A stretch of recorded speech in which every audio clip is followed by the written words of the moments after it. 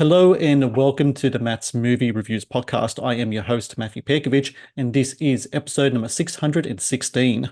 Releasing July 9 on video on demand is Tiger Stripes, a Malaysian horror movie that tells the story of Zaffan, a carefree 11-year-old girl who begins to experience terrifying changes to her body. When she is ostracized by her family and friends, Zaffan learns to embrace her new form. A blend of coming-of-age story and body horror, Tiger Stripes also marks the directorial debut of Amanda Nell Eu, who I'm glad to say joins me now on the podcast. Amanda, how are you? Good, thank you.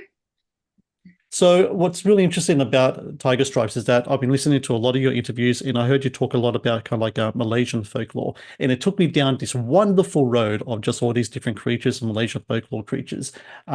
Different kind of people, kind of like vengeful spirits and heads with entrails sort of going around or were tigers and all this kind of stuff.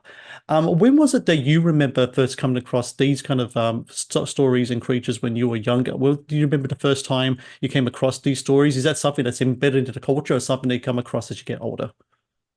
It's definitely something embedded in the culture. So you know it when you were already a kid. Mm, So I can't particularly point like what age, but it's just always part of the culture. Like all these kind of superstitions, these kind of creatures that you hear about, whether it's at school via friends or through your siblings or even your parents, use these stories to basically, stop you running around like after sundown, hmm. essentially. But yeah, it's super embedded in the culture, and I think even adults, grown-ups, it's part of the belief. Actually, it's part of our world, and I have a lot of friends who believe in these creatures and fear them. So yeah. What about yourself? Do you believe in fear these creatures? I I would love to meet these creatures.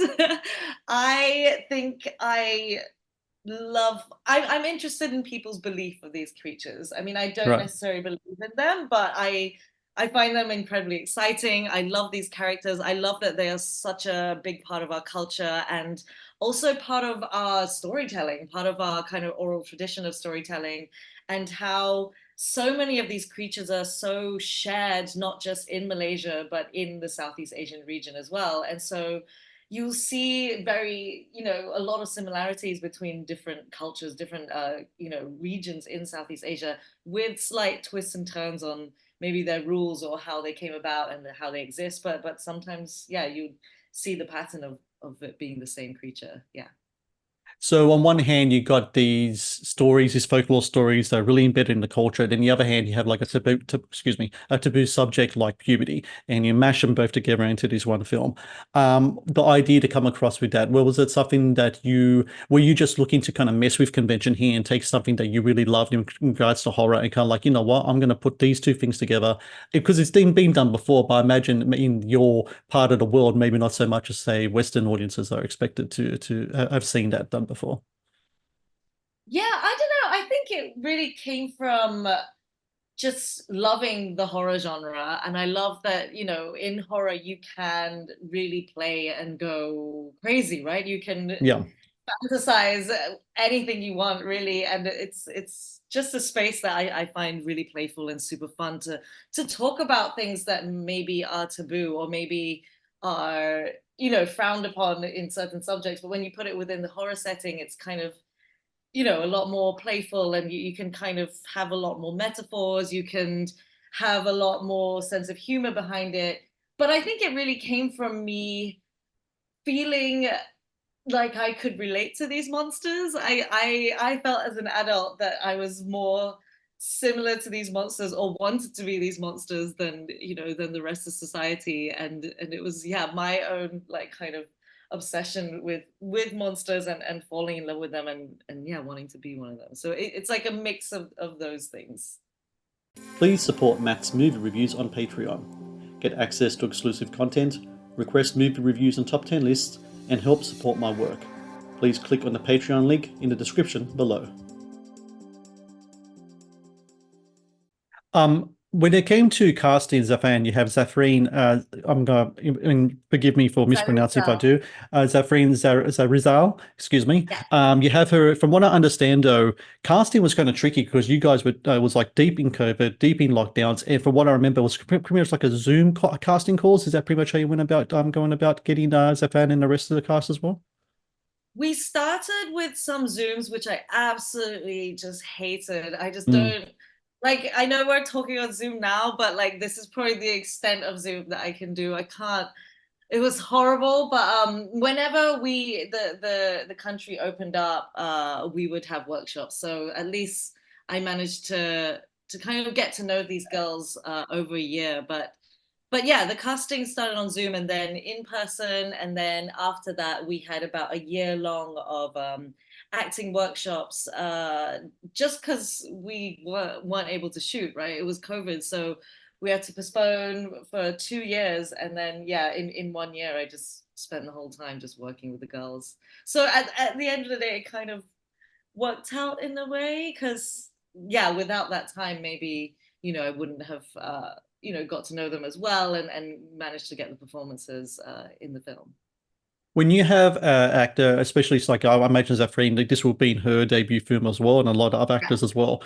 When you have an actor portraying a character that you've written, and then you're doing a workshop for a year, does the character change in a sort of way to meet the personality of the actor, or does this pretty much stick to the actor trying to match the personality of the character? I'm really curious about that kind of organic kind of development there.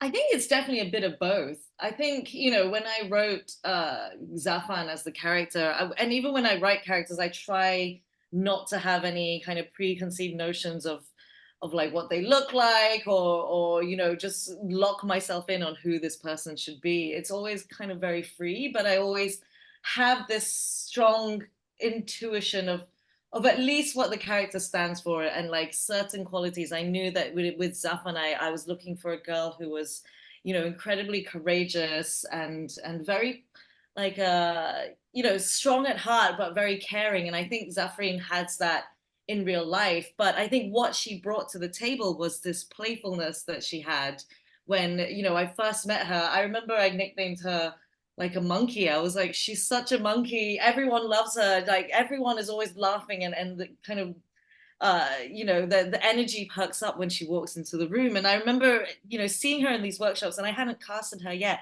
And I kept questioning, is she, I know she's a monkey, but is she a tiger? And Hmm. then slowly, as I got to know her, yeah, the tiger started emerging. So it's a little bit of both, and seeing, what the actor brings to the table as well, and how you can collaborate and use that as part of the character so that it becomes natural, so it becomes very organic and yeah, a lot smoother, I think, in my opinion. So when it comes to the whole tiger aspect, the creature development, practical effects are used, and I absolutely love effects. It's to this day, I like even when I watch like the older kind of 80s, 70s stuff, I prefer that stuff as opposed to like the CGI kind of stuff.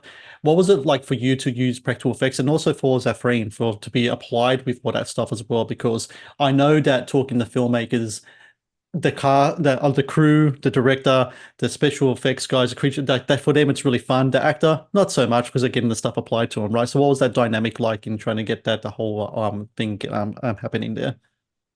Yeah, yeah, I also love practical effects. I love, kind of the old school, like even from like black and white days of practical effects. It's just Hmm. sometimes like almost like magic to me. But how was she? I think, as I mentioned before, she is such a brave and courageous girl. Like Zafreen herself, she's a martial artist, she's a dancer, she's a, just a joker in general. And she's the type of girl who loves trying new things. Like she'll try everything once, and with the effects, I remember the makeup artists were so impressed with her because they were just like that. I've worked with people who have got so used to it that they still freak out, they still struggle over it. But yeah, she had to do at times like 5 to 6 hour sessions. Wake up before everyone else, but she's a trooper. She never sits down. Like it's impossible for her to even sit down and have a rest. And actually, one particular part was the character has to play with a lot of creatures and especially frogs. And it's probably not the most common animal that a lot of young girls would be used to playing and like picking up. And I remember she was a little bit nervous. She did tell me she like was afraid of doing that. And then she would ask me like on set, and she was like, when are the frogs arriving? And so she'd just tell me like, can I have some time with them alone? And then at the end of it, she fell in love with the frogs and she like wanted to keep all of them as pets. So she's that kind of person where she loves to try things, even if she's afraid, she kind of overcomes those fears. And that's a really important quality in the character of Zaffan as well. The Matt's Movie Reviews podcast is brought to you by TeePublic. TeePublic is the world's largest marketplace for independent creators to sell their work on the highest quality merchandise. With over 1.2 million designs, TeePublic is sure to have something you love. It's really interesting how at the beginning of the conversation we're talking about how folklore tales have such a embedded in the culture. Something that's really embedded in the culture now is social media and a lot of that kind of stuff. It almost seems like the old campfire is now like the digital realm, right? That's where kind of like the tales are set now. And it comes to a character that's in your film, Dr. Rahim. He's kind of like this exorcist. He's just wonderfully played in the movie, and I just love the performance altogether. But he's kind of guy is always on social media. He's got his following. He's always like, "Come back here. We're gonna exercise this woman girl, yeah, but all that kind of stuff." How big is that kind of element in regards to ritual in Malaysia? Because I know, like, I know horror fans, horror filmmakers, and stuff. They love talking about cryptids and stuff like that in Western, but over in Malaysia as well, is that kind of something that's really big over there in regards to characters like Dr. Rahim maybe having their own TikTok or YouTube channels and stuff? And is that what really influenced that character? Yeah, that's huge now. I mean, at first, I think exorcisms in our culture are a lot more common. They kind of happen, like a lot of people go to exorcisms. Uh, it's almost like in the rural areas, it's almost like a family day out to just go see the weekly exorcism or queue up to get exercise. So it's a very practiced culture. And like I said, earlier on, there's so much belief in the supernatural, so much fear, so much curiosity about the supernatural in this culture that exorcisms go hand in hand with that.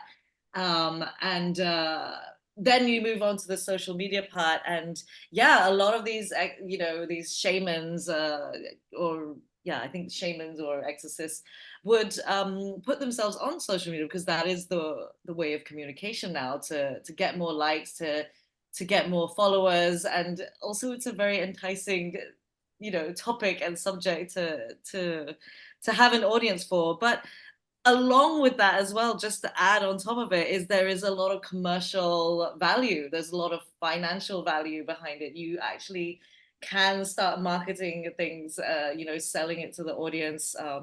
Even in Malaysia itself, we have government sanctioned exorcist kits for schools, for universities, for colleges that are really, really expensive. And like inside, it's just like two sticks and like some like pepper spray or something. It's like Right. it's really weird and it's super like overpriced. And it went crazy like a couple of years ago. It went all over the news and people were like, what the hell, like why is this a thing? Hmm. Like why are you charging people so much money for this? So yeah, it's a bit strange. This is weird area of like belief and respect for that belief, but also at the end of the day abusing that belief. And that was really what I wanted to talk about, is like the abuse of people's belief with this character. Yeah.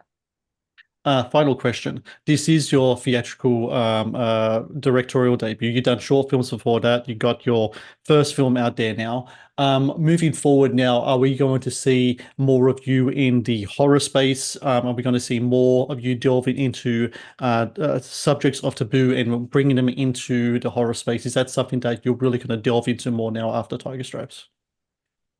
Yeah, I've always kind of loved to make films in the horror space. I always say it's my safe space, my like comfort zone, and where I'm happiest. So definitely will have, things in the horror space, but at the same time with work that I'm writing for myself, it will always stem from something real, something that I get, feel a lot of pain or anger about, and that would come from society and kind of moving that into how I tell my stories. Yeah. Well, congratulations with Tiger Stripes. You know, someone who consumes a lot of horror content, as you could tell by my backdrop, someone who loves horror films, it is a pleasure to be able to watch a film like Tiger Stripes, where I know there are the themes in it and there are things in it that are similar, but they could be done in a different way, told by a different perspective. I really appreciate that and appreciate your time today, Amanda, as well. Congratulations with the film, and hopefully we talk again in the future. It's been a pleasure. Thank you. Thank you so much for having me.